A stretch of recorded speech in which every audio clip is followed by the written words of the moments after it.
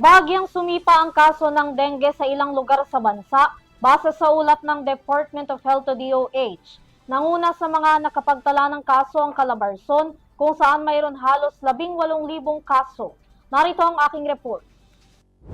Nangunguna pa rin ang Calabarzon sa may pinakamataas na kaso ng dengue na naitatala sa buong bansa. Base yan sa pinakahuling ulat ng Department of Health Epidemiology Bureau. Mula January hanggang April 12, 2025, 17,754 pa rin ang kaso ng dengue na kanilang naiulat. Sinunda ng National Capital Region o NCR na may 16,704 at Central Luzon na may 15,317. Sabi ng DOH, inaasahan pa nilang mas tataas pa ang mga naitatalang kaso matapos ang tag-init habang papasok naman ang tag-ulan sa pagitan ng July hanggang August.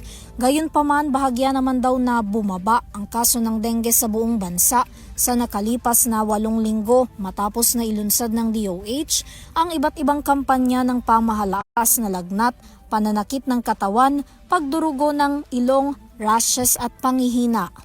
Para sa EuroTV News, Vanessa Cleofas sumasaludo sa bawat Pilipino.